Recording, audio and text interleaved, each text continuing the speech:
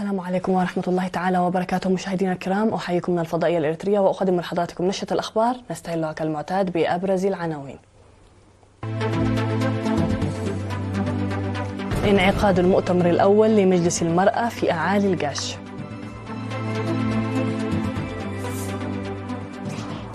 تنظيم أسبوع الطلاب في مندفرة والدخالة وابن حيلي.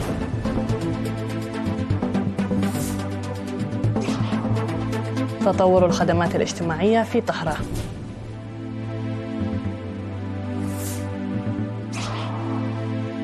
في الأنباء العالمية، لقاء بين رئيسي رواندا والكونغو الديمقراطية في قطر لبحث سبل تحقيق السلام.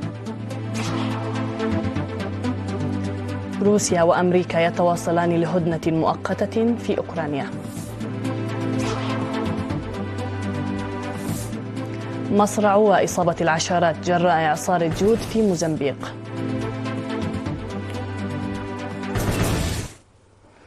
إلى تفاصيل النشرة، أهلا بكم.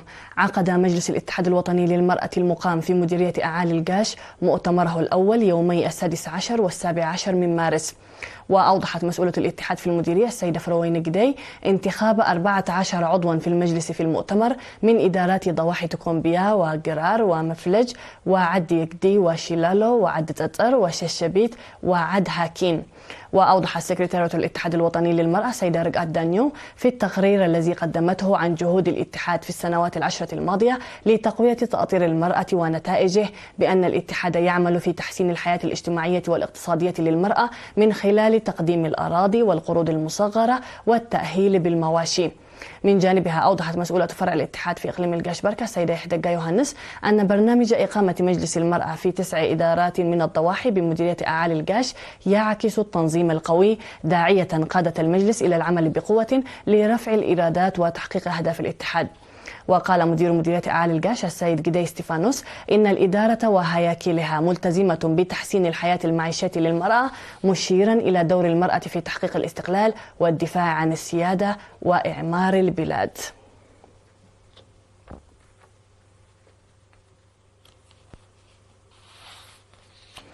أقيم في مديرية مندفرة والدخالة وابن حيلي يومي 15 و16 من مارس أسبوع الطلاب الرياضي والثقافي. شارك أكثر من 5,000 طالب في البرامج الثقافية التي شملت الدراما والموسيقى والشعر والقصة القصيرة والخطابة والرسم وغيرها من المسابقات الثقافية وكرة القدم والطائرة وألعاب القوى في المناشط الرياضية. وأوضح المنظمون بأن الهدف من البرنامج السنوي هو تنشئة مواطنين أصحاء جسديا وعقليا ومتميزين تعليميا والتعرف على هوايات وقدرات الطلاب وتنميتها.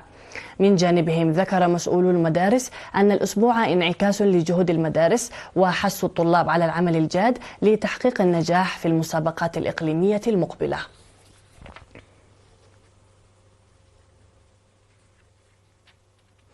تحقق الجهود المبذولة لضمان استدامة الخدمات الاجتماعية وتوسيع الاستفادة منها في إدارة الضاحية طهرة بمديرية السلعة نتائج مرضية. وقال مدير إدارة الضاحية السيد محمد إسماعيل حامد إن إرساء مصدر لمياه الشرب الصالحة ومركز صحي ومدرسة حتى المستوى المتوسط قد مهد لحصول المواطنين على الخدمات الأساسية عن قرب.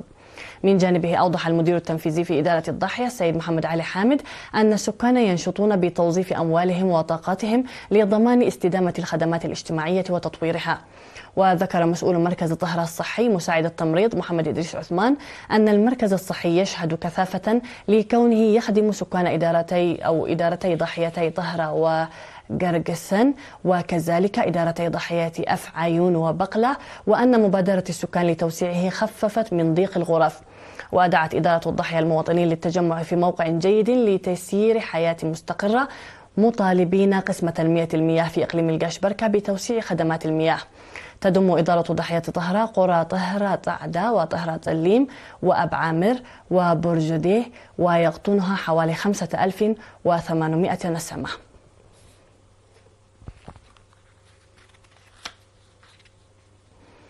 أفاد مسؤول الخدمات الصحية بمديرية ملقي الممرض مبرهة يمانة أن عدد الأمهات التي يضعن في المرافق الصحية قد شهد تزايدا ملحوظا نتيجة وعي المجتمع في هذا الصدد. وأوضح أنه تبذل جهود لتوسيع مدى استفادة المواطنين وتلقيهم الرعاية الطبية اللازمة عند الضرورة، وأن السجلات تشير إلى ارتفاع في عدد المراجعين ومتلقي الخدمات الطبية، إلى جانب ارتفاع عدد الولادة في المرافق الصحية بنسبة 22% نتيجة الوعي الصحي العام في المجتمع. وأشاد بمبادرة الأهالي في تجهيز غرف انتظار الحوامل، مما مكن 181 أما من أصل 910 حامل بالاستفادة من غرف الانتظار المجهزة. وأشار مسؤول مركز صحة ملقي الممرض دانيال يمان بدوره إلى الخدمات التي يقدمها المركز والتي تركز في رعاية الأمومة والطفولة ومتابعة الأمهات قبل وعند الولادة، التطعيم، وأن المجتمع يستفيد من الخدمات المقدمة بوعي ومشاركة فاعلة في توسيعها ودعمها.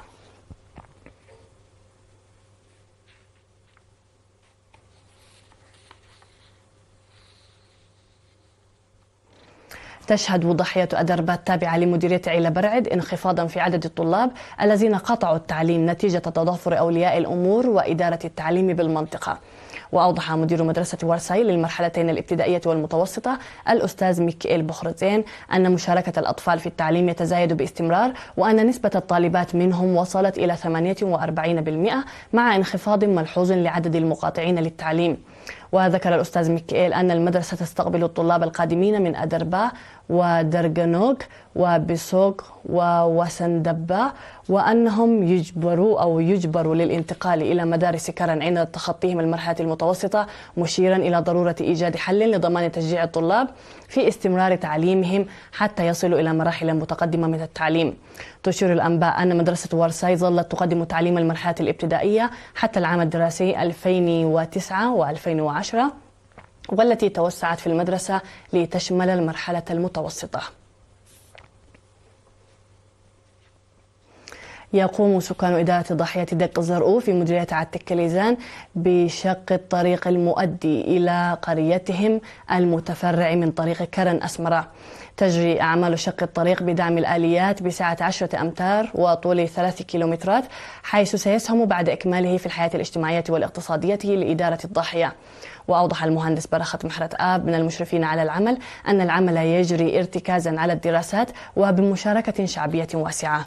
وقال مسؤول الطرق من الدرجة الثانية في إقليم عنسبة السيد هيلا أسفها أن العمل يجري بالتنسيق مع جهات معنية وشركات للبناء، مشيدا بمبادرة السكان. وأوضح مدير مديرية عتكليزان المقدم يمان مبرهتو أن تضافر جهود السكان يمكن من تنفيذ أعمال كبيرة أخرى، وأن عمل هذا الطريق خير شاهد على ذلك.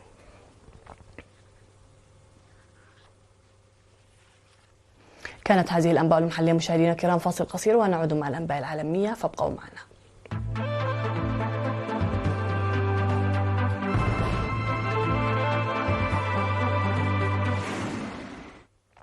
على الصعيد العالمي، اجتمع رئيس جمهورية الكونغو الديمقراطية فيليكس تشيكيدي ونظيره الرواندي بول كاغامي يوم الثلاثاء في قطر في أول لقاء من نوعه منذ تصاعد النزاع في الشرق الكونغو الديمقراطية لمناقشة التمرد المسلح في المنطقة الغنية بالمعادن.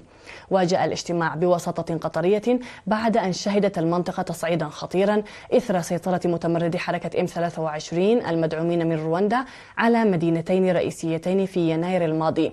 وأكد الجانبان التزامهما بوقف فوري وغير مشروط لإطلاق النار دون توضيح آليات تنفيذ هذا الاتفاق أو سبل مراقبته.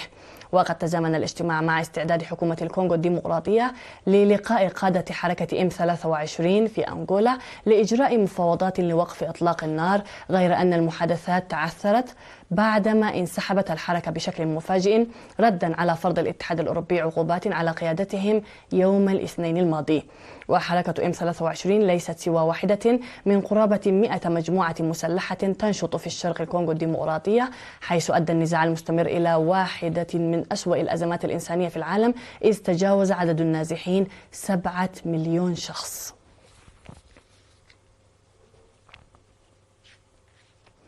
اتفق الرئيس الأمريكي دونالد ترامب والرئيس الروسي فلاديمير بوتين على اتفاق وقف فوري للهجمات ضد البنية التحتية للطاقة في الحرب بين روسيا وأوكرانيا. وذكر البلدان في بيان متشابه صدر بوقت متأخر من مساء أمس الثلاثاء بأن بوتين وعد بوقف الهجمات على البنية التحتية للطاقة للطرفين لمدة 30 يوما. ورفض الرئيس الروسي التوقيع على اتفاق الهدنة الشاملة لمدة شهر التي عمل فريق إدارة دونالد ترامب على تنسيقها مع الأوكرانيين في السعودية. من ناحية أخرى، قال المبعوث الأمريكي الخاص إلى الشرق الأوسط ستيف ويتكوف اليوم الأربعاء إن المسؤولين الأمريكيين سيزورون السعودية لإجراء مناقشات إضافية حول اتفاق السلام بين روسيا وأوكرانيا، مشيرا إلى أن المحادثات ستعقد في جدة يوم الأحد المقبل.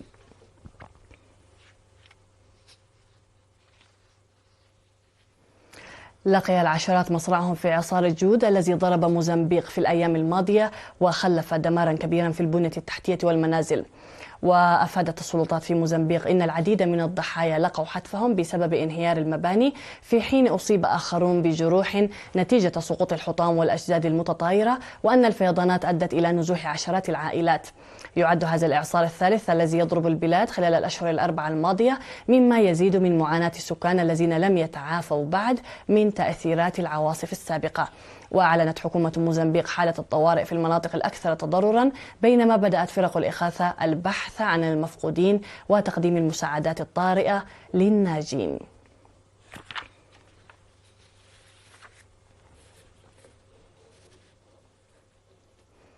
نذكر بالعناوين قبل ختام النشرة.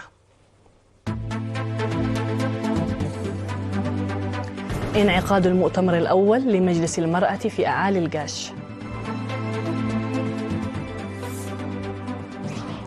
تنظيم أسبوع الطلاب في مندفرة وعالدخالة وإمن حيل.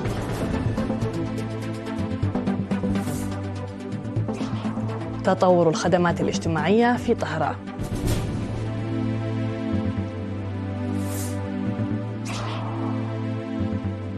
لقاء بين رئيسي رواندا والكونغو الديمقراطية في قطر لبحث سبل تحقيق السلام.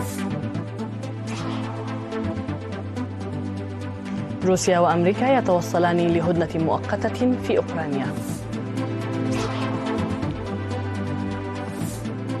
ومصرع وإصابة العشرات جراء إعصار الجود في موزمبيق. مشاهدينا الكرام، هكذا نكون قد وصلنا وإياكم إلى نهاية النشرة قدمناها لكم من الفضائية الإريترية. شكرا لكم على حسن المتابعة، والسلام عليكم ورحمة الله.